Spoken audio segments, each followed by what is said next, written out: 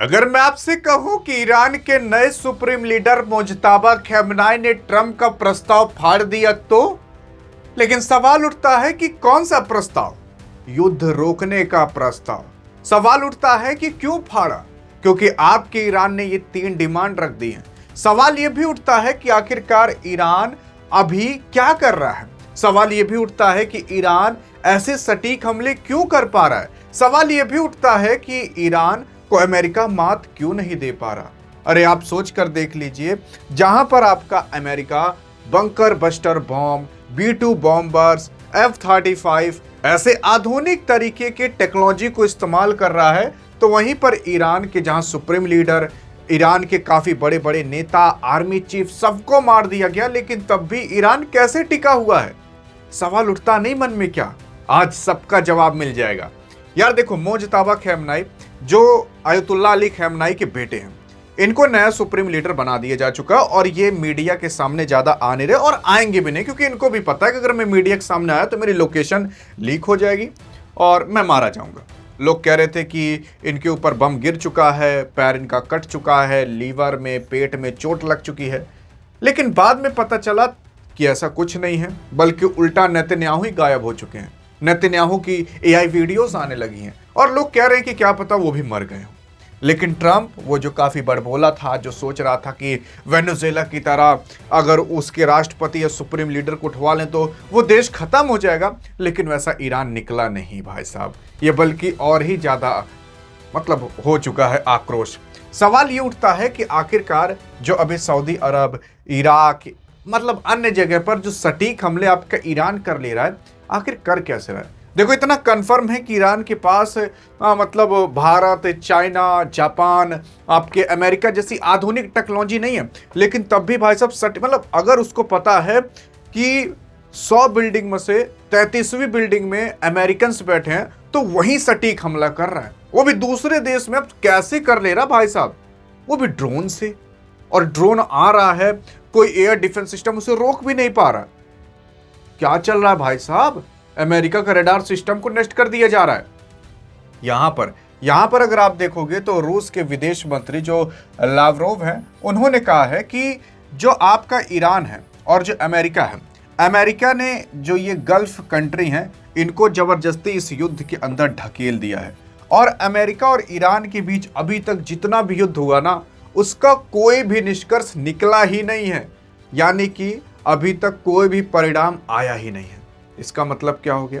इसका मतलब सिंपल से ये हो गया कि ये लोग जानबूझकर अमेरिका के लिए, या अमेरिका ने इन्हें जंग में कुदवा दिया है और ये ईरान पर अटैक कर नहीं सकते और ईरान इन पर बेझिझक अटैक कर रहा है।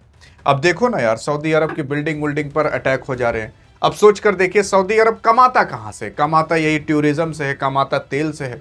अब सोच कर देखिए, वो सारे तेल के अड्डे अगर डिस्ट्रॉय कर दिए जाए यहाँ पर, और सोच कर देखिए कि टूरिज्म को डिस्टर्ब कर दिया जाए, तो इनकी GDP धड़ल्ले से टूट जाएगी। और जो लोग सोचते थे कि दुबई सबसे सेफेस्ट शहर है, वहां पर जाओगे तो कोई दिक्कत नहीं है, अमीर अरबपति खरबपति लोग ऐसे नॉर्मल टहलते हैं रोड पर, कोई कुछ नहीं कहता, अब ऐसा नहीं है वहां पर। अब ऊपर सहेद ड्रोन चला जाता है लाइक। सवाल उठता है कि आखिरकार क्या हो रहा है? सवाल ये उठता है कि आखिरकार इतने सटीक हमले कैसे कर ले रहा है ईरान? देखो यार, असल में अभी हाल फिलहाल IL-76 जो कि एक रशियन एयरक्राफ्ट प्लेन है, उससे आपके रूस ने ना 13 टन से अधिक भाई साहब जो दवाइयां हैं उसको पहुंचाना चालू किया, कहीं और नहीं बल्कि ईरान के अंदर।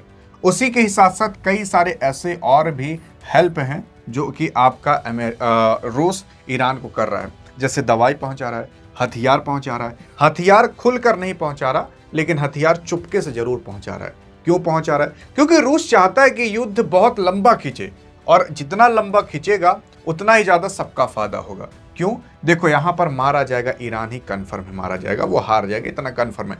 लेकिन युद्ध जितना लंबा खींचेगा उतना ज्यादा अमेरिका का पैसा खर्च होगा, उतना ज्यादा उसका दबदबा कम होगा, और उतना ही ज्यादा आपके अमेरिका का जो डिफेंस का बजट है वो बढ़ेगा। और बढ़ेगा तो अमेरिका अपना लोन नहीं भर पाएगा, उसके ऊपर 35 ट्रिलियन से ज़्यादा का लोन है, और 35 ट्रिलियन उसकी GDP है। सोच कर देखिए, GDP से ज़्यादा तो लोन है। तो यहाँ पर आपका अमेरिका बहुत कंगाल होने वाला है। आप देखेंगे आगे आने वाले 10 साल 20 साल में लोग कहेंगे कि एक ऐसा ट्रंप आया था, एक ऐसा राष्ट्रपति आया था जो केवल 2 से 3 साल के अंदर अमेरिका को पूरा बर्बाद कर दिया था। अमेरिका ने जो अपना संप्रभुता 100 साल से वर्ल्ड वॉर 2 से बनाकर रखी थी उसको एक ही बार में खत्म कर दिया। ऐसा आप पढ़ते हुए देखे होंगे। ये जो अभी हो रहा है, जान जाइए आप एक ऐतिहासिक चीज में जी रहे हो। अभी कुछ बदलते हुए दिखाई दे रहा है, वर्ल्ड ऑर्डर बदलते हुए दिखाई दे रहा है। इधर की पावर उधर शिफ्ट हो रही है, जैसे अमेरिका की पावर इधर भारत, चीन और रूस के पास आ रही है। क्योंकि जितना अमेरिका यहां पर अपना पैसा खर्च करेगा उतना कमजोर होगा, उतना उसका डॉलर कमजोर होगा, उतना ही ब्रिक्स करेंसी मजबूत होगी। अब देखो ना यार, यहां पर आपका चाइना जो है उसका भी थोड़ा बहुत नुकसान हो रहा है, लेकिन तब भी वो मदद कर रहा है। क्यों? क्योंकि ये डायरेक्टली अब तेल नहीं खरीद पा रहा। सऊदी अरब से भी तेल खरीदता था, अन्य जगह से, लेकिन ईरान से खरीद रहा है। ईरान से लगभग अपना 12-13% आराम से तेल खरीद लेता है। चाइना खुलकर मदद कर रहा है। चाइना ने भी कई सारे अपने एरोप्लेन भिजवाए ताकि वहां पर मदद हो सके। अब ऐसा इसलिए कर रहे हैं ताकि ये युद्ध लंबा खींचे। मदद नहीं करेंगे तो लंबा नहीं खींचेगा। यहाँ पर जो किम जोंग उंगा है, नॉर्थ कोरिया का तानाशाह, उसने कह दिया है कि अगर इजराइल ज़्यादा चक्कर पकड़ किया तो एक के बम गिराएंगे, खत्म हो जाएगा। और वाकई में अभी इसने हाल फिलहाल जापान की ओर 10 बैलिस्टिक मिसाइल से ज़्यादा ठोक दिया था। हाँ, वो बात की बात है कि जापान के ऊपर जाकर नहीं गिरा था, लेकिन बस आप ही घर के सामने लाख कोई बम फोड़ दे तो आपको बुरा नहीं लगेगा? लगेगा। वैसे ही जापान के आगे लाख बम फोड़ दिया तो जापान को बुरा लगेगा। अब मान ले तो थोड़ी चूक हो जाती, जापान में फूट जाता, बवाल मच जाता। यहां पर अगर आप देखोगे तो ईरान इतना सटीक हमला इसी वजह से कर पा रहा है क्योंकि ईरान का मदद रूस की एजेंसियां, चाइना की एजेंसियां और बाकी कुछ और देश ऐसे हैं जो कर रहे हैं। मैं आपको बताना चाहता हूं कि यहां पर सब चाहते हैं कि ईरान युद्ध लड़े, सब चाहते हैं कि ईरान मार खाए, लेकिन मारे भी। सब चाहते हैं ईरान एट द एंड हार जाए।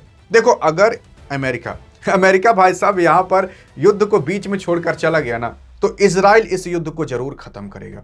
क्योंकि अगर इस युद्ध को बीच में रोक दिया गया तो आपका ईरान 100% एटम बम बनाने की अंतिम स्टेज पर है। कब बना ले जाए किसी को कुछ नहीं पता। और अगर ये बना ले गया तो इजराइल भाई साहब घुचुन्नी है, उसको बहुत मारेगा, ये बहुत मारेगा। इस वजह से कहा जा रहा है कि इजराइल इस युद्ध को खत्म करेगा अगर अमेरिका भाग भी जाता है तो। और यहां पर युद्ध अगर बीच में अमेरिका छोड़कर चला गया ना, तो अमेरिका चाहे जितना B-2 बॉम्बर रख ले, कोई भी उससे भाई साहब डरेगा नहीं। क्योंकि सब यही सोचेंगे, जब ईरान जिसके पास एटम बॉम्ब, न्यूक्लियर पावर है नहीं इसके पास, वो आपके अमेरिका को पीछे ढकेल सकता है, तो जिसके पास न्यूक्लियर बम है वो क्या कर सकता है? आप सोच कर देखिए। भारत को लोग बहुत कमजोर सोचते हैं। ईरान जैसा देश टक्कर दे दे रहा, सोच कर देखिए भारत और उससे पंगा हुआ होता तो क्या हुआ होता। हाँ जी हाँ, मेन चीज ये है। और इसी वजह से इस युद्ध को लंबा खींचा जा रहा, और लोग एट द एंड यही चाहेंगे कि ईरान हार जाए। और ईरान हारेगा भी, क्योंकि जब एट द एंड बात आएगी तो ट्रंप अपनी पूरी फोर्स भेज देगा और एक ही बैग इतना बड़ा अटैक करा देगा कि वो आदमी सोचा भी नहीं होगा, और वहीं पर युद्ध खत्म हो जाएगा। ईरान इसलिए हारेगा और लोग चाहते हैं इसलिए हारे एट द एंड जाकर, साल 2 साल जब तक भी ये खींचे युद्ध। क्योंकि अगर यहां पर सत्ता परिवर्तन हुआ तो सिंपल सी बात है, अमेरिका अपने हिसाब से यहां पर गवर्नमेंट बैठाएगा और फिर ईरान के ऊपर सारे सैंक्शंस हटा देगा। सारे सैंक्शंस प्रतिबंध हटा देगा तो भारत भी वहां से तेल खरीद पाएगा, सब तेल खरीद पाएंगे। तो एट द एंड अगर सत्ता परिवर्तन होता तब भी सबका फायदा होगा, लेकिन ये सत्ता परिवर्तन कितना लेट हो तब ज्यादा फायदा होगा, क्योंकि उतना ज्यादा अमेरिका आपका टूट चुका रहेगा, उतना ज्यादा अमेरिका का पैसा खर्च हो चुका रहेगा, उतना ज्यादा आपके अमेरिका का बम, विस्फोटक बम और फाइटर जेट्स, अन्य प्रकार की चीजें खत्म हो चुकी रहेंगी। तो मेन चीज और मेन कारण ये है। आई थिंक आप समझे होगे और मैं समझा पाया हूँगा, और नहीं समझ पाओगे तो थोड़ा पीछे करके तो देख ही सकते हो। लेकिन अधिक जानकारी चाहिए तो डिस्क्रिप्शन व्हाट्सएप चैनल का लिंक है, नहीं तो इस वीडियो में तो मिलेंगे। तब तक के लिए जय हिंद, जय भारत।